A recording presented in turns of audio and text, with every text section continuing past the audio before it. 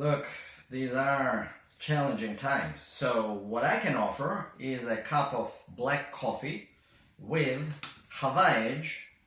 Hawaii is a Yemenite spice mixture of cumin, black pepper, turmeric, cardamom. Speaking of spice mixture, let me share some newsings, that is, musings on the news from Israel, so that you can understand the Israeli reality through the lens of Israeli news, as if you were an Israeli yourself.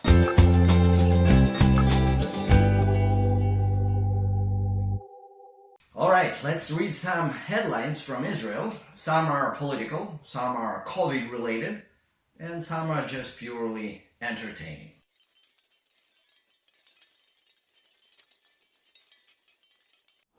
Palestinian Lives Matter. Huge Jewish-Arab rally in Tel Aviv decries Netanyahu's plan to annex 1/3 of West Bank.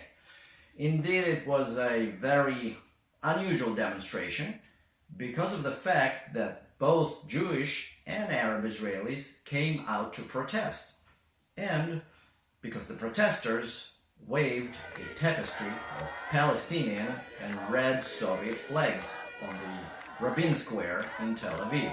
You could also see a variety of signs drawing parallels between the Black Lives Matter and Palestinian causes, like Palestinian Lives Matter. Minister Judea from Likud tweeted in response, "The only answer we have to people waving red flags and PLO flags in the center of Tel Aviv is applying Israeli sovereignty over the homeland."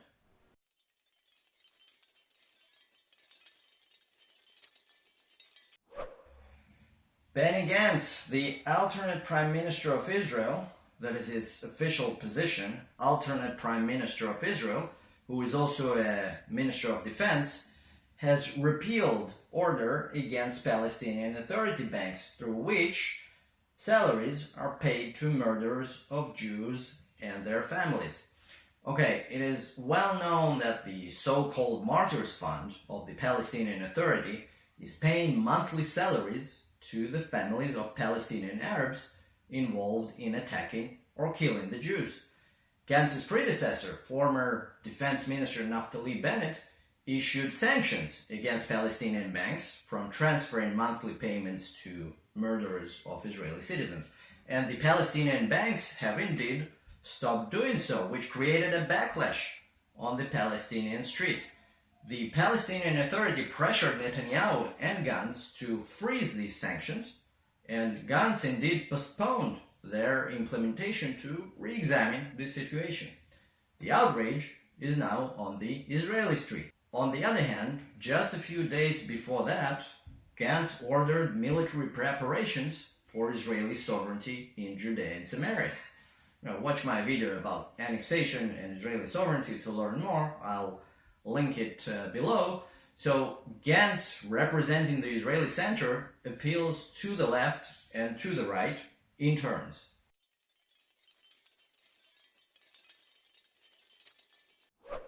So, speaking of annexation and sovereignty, Trump's peace plan is seen by the Israeli right as a rare opportunity to change the status of Judea and Samaria from disputed to sovereign, just like Tel Aviv or Haifa. But apparently not everyone on the right is thrilled. Some think that the very notion of the establishment of a Palestinian state is dangerous and denies the Jewish people their biblical heartland. David El-Khiani, the head of Yesha, which is the umbrella organization group representing Israelis living in Judea and Samaria, doubles down on Trump's planned criticism, saying that if someone comes to me with a cake while holding a gun to my head, will I just take some cake and then say goodbye? My duty is to save us from the existential threats. Existential. He also accused the Trump administration, which does not have Israel's security and settlement interests in mind, and that the only thing that they're concerned about is promoting their own interests ahead of the upcoming US election. President Trump and Jared Kushner are not friends of the State of Israel. Look, this is coming from a hardcore right wing. Netanyahu has later defended current US administration, but it gives you an idea of the possible rift in the Israeli right. Elchiani and many others feel that just like the Israeli-controlled parts of Judea and Samaria are not different from Haifa and Tel Aviv, so are the Palestinian-controlled areas of A and B. It should all be part of the sovereign Israel, as agreed by world nations 100 years ago at the International San Remo Conference.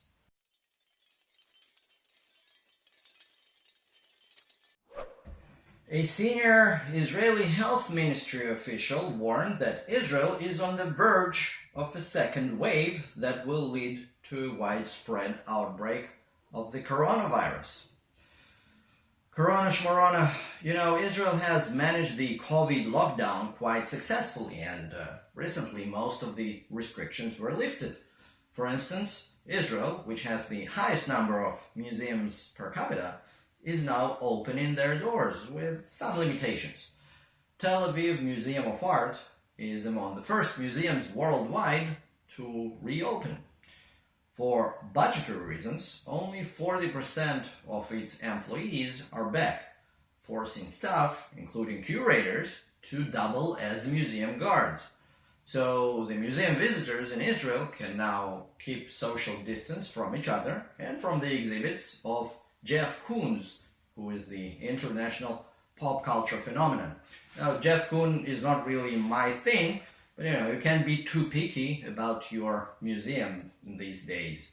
Sadly though, after reopening the Israeli schools, 60 of them had to be shut down again after the infection was discovered among students and teachers. Is it the second wave or the splashes of the first one? Remains to be discovered.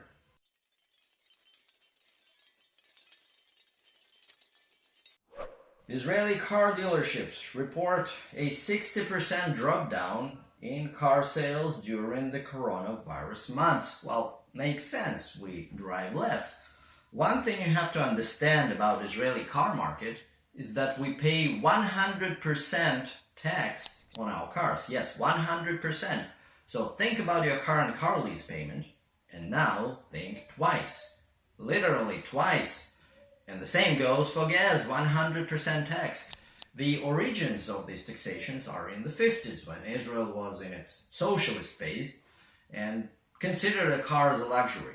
So 17 years later, in a free market economy, we're still paying 100% luxury tax on our cars and gas.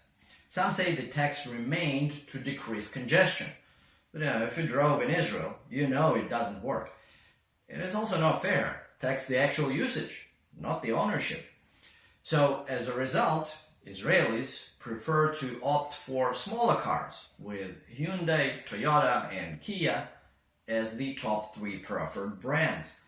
Chevrolet, or as Israelis pronounce Chevrolet, is the only US car on the top 10 list, ranking at the 8th place. And it's probably the tiny Chevy Spark. By the way, I'm selling my Dodge Caravan GT in August.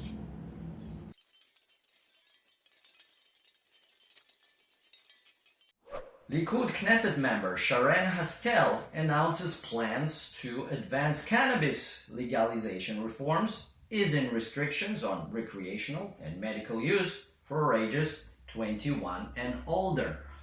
Legalization of cannabis was one of the resurfacing issues in the recent cycles of Israeli elections.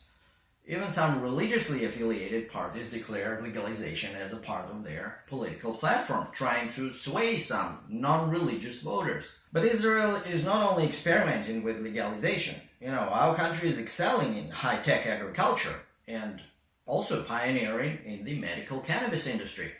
We're talking R&D, cultivation, production, and distribution. So legalized recreational usage, medical purposes, this is the real high tech.